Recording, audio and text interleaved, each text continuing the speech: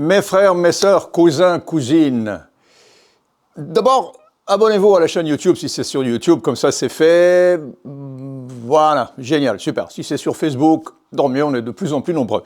La Champions League, on arrive maintenant dans la phase chaude, ça commence à être très intéressant. Au début, c'est vrai, quand ça a démarré avec 36 équipes, on se dit c'est une soupe, on comprend rien, c'est une usine à gaz et on va peut-être pas s'amuser du tout. Au contraire, tous les matchs sont des matchs absolument incroyables parce que c'est chaque fois une finale. Il y a des petits clubs qui n'ont rien à perdre, ils ont tout à gagner. Et c'est comme ça qu'on a vu le Real perdre, par exemple, avec Lille. C'est comme ça qu'on a vu Brest, un tout petit poussé qui n'a même pas de stade, être dans les 8 premiers. C'est comme ça qu'on voit aussi des bigs, des grosses cylindrées, des grosses machines, comme le PSG, se retrouver à la 25e place. Et vous le savez, les 8 premiers sont qualifiés directement, sans passer par les 16e de finale.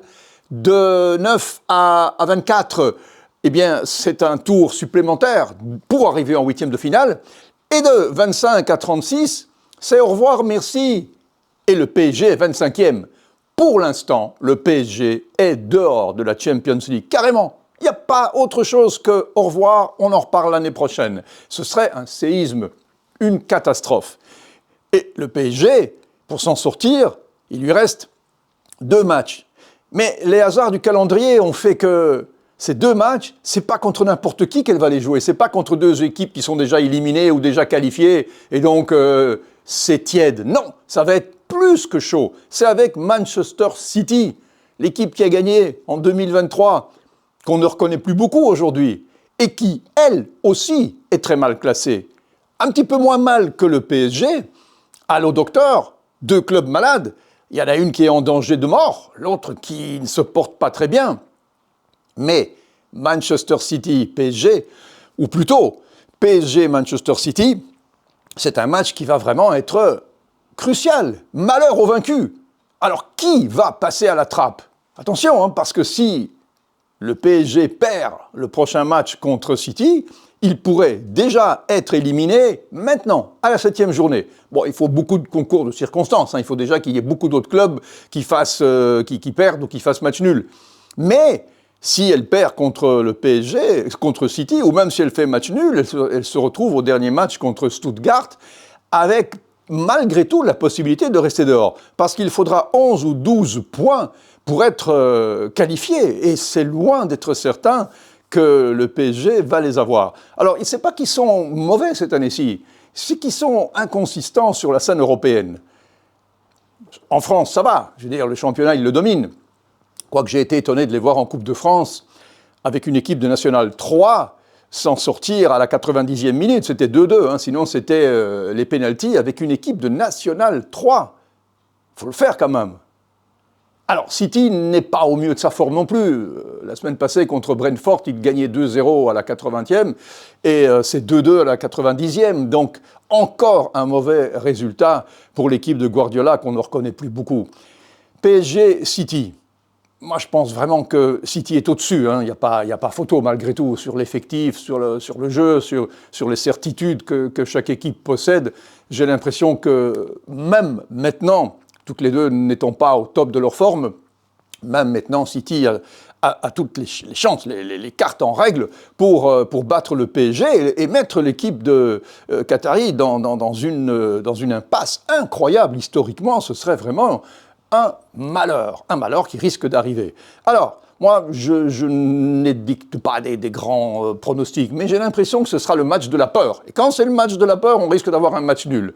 Parce que fondamentalement, toutes les deux vont peut-être remettre leur sort dans la dernière journée, en sachant que Stuttgart ne va rien lâcher face au PSG. Et je pense que City rencontre, lors de sa dernière journée, le club de Bruges, je pense. Et le club de Bruges aussi peut encore se qualifier, non pas dans les 8 premiers, mais certainement avant la 24e place. Bon, qui est encore pas très malade, mais un petit peu malade malgré tout? Le Real. Le Real Madrid n'est pas en super forme. Bon, ils ont un bon calendrier. Hein. Ils vont rencontrer Salzbourg et Brest. Brest qui rêve de faire un exploit extraordinaire. Vous imaginez Hein, Brest, Real, c'est le Real qui passe à la trappe. Qui connaît Brest même? Je suis sûr que parmi vous, il y en a un paquet qui se disent Brest, c'est quoi? C'est une équipe française qui n'a jamais joué à ces niveaux et qui réalise des exploits. Alors Madrid, je les ai vus aussi dernièrement en Coupe d'Espagne, la Copa del Rey face à Celta Vigo. Ils menaient 2-0.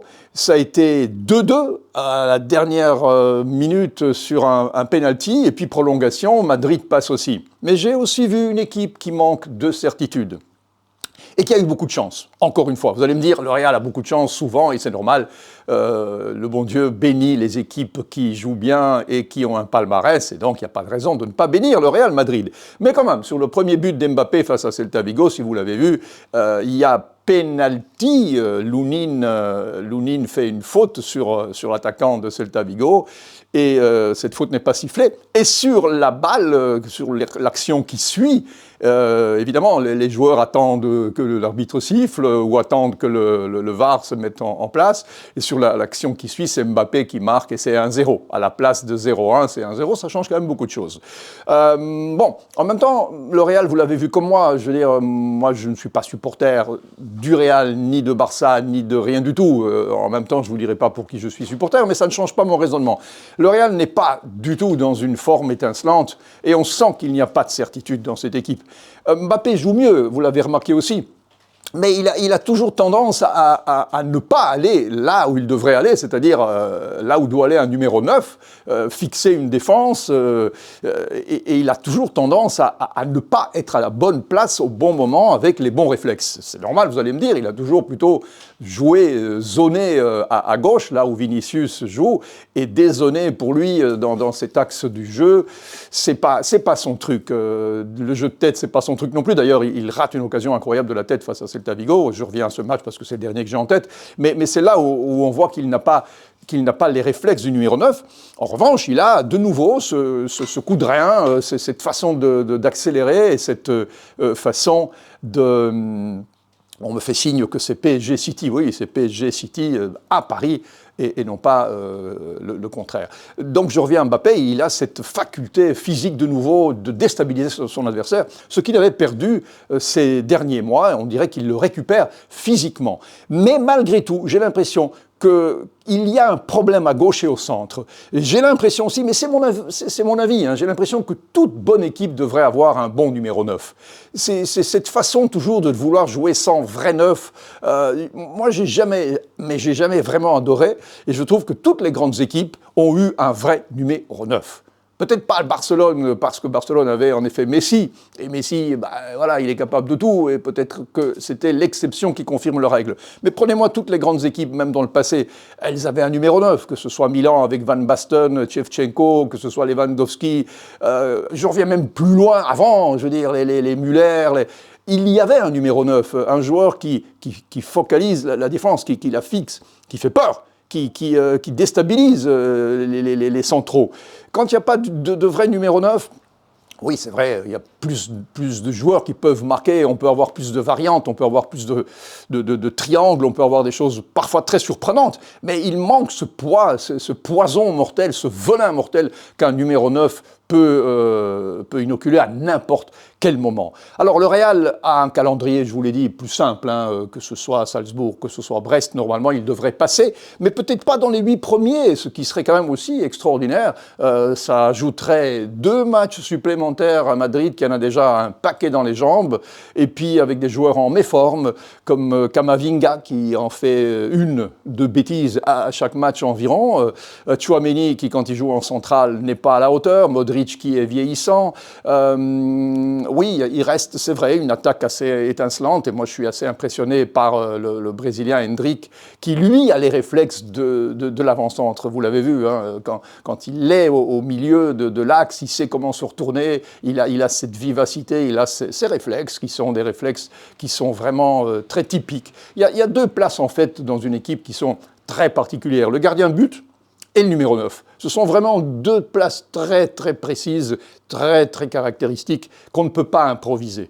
Voilà, je parle peut-être à l'ancienne, hein, je ne sais pas ce que vous en pensez, mais je trouve qu'un vrai numéro 9 Un Osimhen, c'est une marchandise extraordinaire. Voilà. Je ne comprends pas qu'Osimhen, d'ailleurs, ne soit pas dans une grande équipe cette année-ci.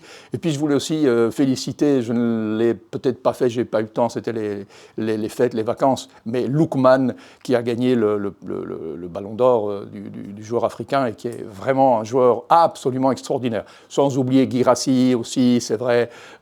Mais bon, Lookman, Osimhen, Guirassy, c'est 3 joueurs phénoménaux. Alors voilà des joueurs qui sont capables devant le but de la mettre dedans. Parce que c'est ça aussi le foot. Hein. C'est bien de se créer des occasions. Mais il y a un moment donné où il faut la mettre dedans. Et rien de tel qu'un vrai numéro 9 pour ça. C'est ça le football aussi. Mes frères, mes sœurs, cousins, cousines, on reviendra très vite, hein, dans quelques jours, pour parler des matchs qui auront eu lieu entre-temps. Et là, on se rapprochera de plus en plus du verdict final. Qui va vivre, qui va mourir, on va le savoir.